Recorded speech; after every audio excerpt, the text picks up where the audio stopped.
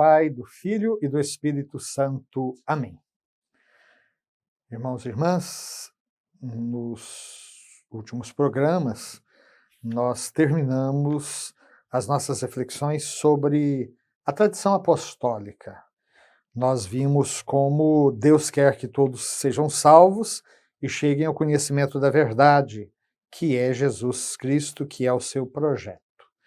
Vimos como essa transmissão da revelação divina, ela se deu através da pregação apostólica, então existe uma tradição apostólica, e essa transmissão aconteceu de duas maneiras: oralmente, pelos apóstolos que na pregação oral, por exemplos e ações, transmitiram aquelas coisas que eles receberam por palavras, mas também na convivência e nas obras de Cristo, e também aquelas coisas que eles aprenderam por sugestões do próprio Espírito Santo. Ou então, recebemos, ou a transmissão do Evangelho foi feita por escrito, no caso específico dos 4 evangelhos, mas também dos outros escritos do Novo Testamento, escritos pelos apóstolos ou varões apostólicos, que sob a inspiração do mesmo Espírito Santo puseram por escrito a mensagem da salvação.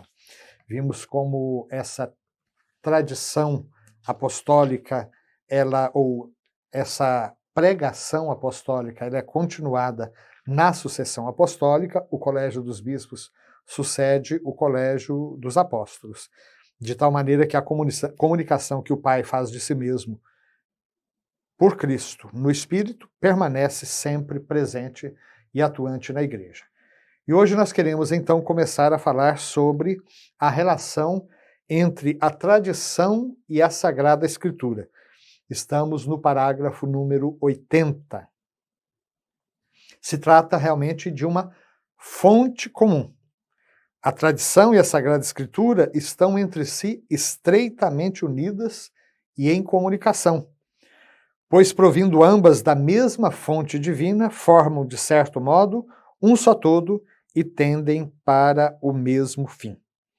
Aqui nós temos uma citação da Constituição Dogmática do Concílio Vaticano II, chamada Dei Verbum, sobre a Palavra de Deus. Então, tradição e Sagrada Escritura têm a mesma fonte, e essa fonte é a Palavra de Deus. E tradição e Escritura, por isso, estão estreitamente unidas e estão em comunicação permanente entre si. A própria Escritura nasceu da tradição. Sabemos muito bem que o Novo Testamento foi fechado já na virada do século I. Portanto, bem aí uns 70 anos ou mais depois que Jesus tinha realizado a sua Páscoa. Houve um bom tempo, várias décadas, em que a transmissão da pregação se dava, sobretudo, de maneira oral. Paulo vai escrever a primeira carta aos Tessalonicenses como o primeiro livro escrito, mais antigo do Novo Testamento. Mas os Santos Evangelhos, provenientes de coletâneas, de falas, de ditos, né, e também de milagres, de feitos, de atos de Jesus, eles vão sendo escritos aos poucos. O Evangelho de São João, de novo, já bem lá no final do primeiro século. Então, tradição e Escritura estão entre si estreitamente unidas e em comunicação. As duas provêm da mesma fonte divina e formam um só todo e tendem para o mesmo fim. Tanto uma como outra tornam presente e fecundo na Igreja o mistério de Cristo, que prometeu permanecer com os seus todos os dias até o fim dos tempos. Mateus 28, 20. No dia da sua ascensão, Jesus então profere esse mandato missionário: ide pelo mundo afora, pregai o evangelho a toda criatura, fazei de todos os povos meus discípulos, ensinando-os tudo o que eu vos comuniquei, né? E batizando-os em nome do Pai, do Filho e do Espírito Santo. E eis que eu estarei convosco todos os dias até o fim dos tempos. Então, a Escritura e a tradição tornam presente na Igreja esse mistério de Cristo, que prometeu permanecer com os seus até o fim dos tempos. Parágrafo 81. Se temos uma fonte comum, nós temos duas modalidades distintas de transmissão. A Sagrada Escritura é a palavra de Deus por ser redigida sob a moção do Espírito Santo. Já sabemos disso. Toda a Escritura é inspirada por Deus, dirá São Paulo, e útil na pregação, e útil para corrigir, para exortar, para formar na justiça. Por meio dela, todo homem de Deus se torna capacitado para toda boa obra.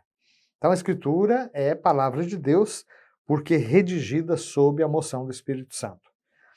Quanto à sagrada tradição, ela transmite integralmente aos sucessores dos apóstolos a palavra de Deus, confiada por Cristo Senhor e pelo Espírito Santo aos apóstolos, para que, sob a luz do Espírito de verdade, eles, por sua pregação, fielmente a conservem, exponham e difundam. Mais uma vez, uma citação da Dei Verbum, ainda no seu parágrafo número 9, do seu item número 9. Então, quanto à sagrada tradição, ela transmite integralmente aos sucessores dos apóstolos. Já vimos que o colégio dos bispos sucede o colégio apostólico. Transmite o quê? A palavra de Deus, confiada por Cristo e pelo Espírito Santo aos apóstolos, para que eles, sob a luz do Espírito da verdade, por sua pregação, fielmente a conservem, exponham e difundam. A transmissão da palavra de Deus não poderia terminar com a morte do último dos apóstolos. A revelação, sim, ela está fechada. Não há que esperar novos livros para a Sagrada Escritura.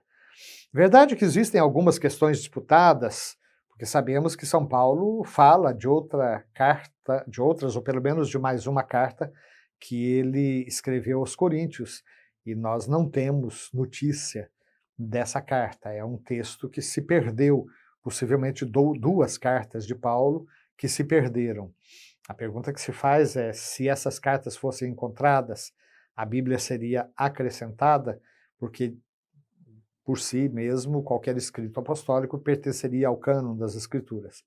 Mas se Deus permitiu que esses textos desaparecessem, há aqueles que dizem não, eles passariam a ser documentos de grande valor histórico, mas não integrariam o cânon da Sagrada Escritura. Mas deixando essas exceções de lado, nós queremos simplesmente reafirmar que a revelação está fechada com a morte do último dos apóstolos e não há que esperar novas revelações públicas até a segunda vinda de Jesus. Mas a tradição, ela transmite integralmente aquilo, a palavra de Deus, que foi confiada por Cristo e pelo Espírito Santo aos apóstolos, para que ela seja custodiada e guardada até o fim dos tempos. Então, nesse sentido, resulta que a Igreja não deriva a sua certeza na revelação apenas da Sagrada Escritura, mas também da Sagrada Tradição.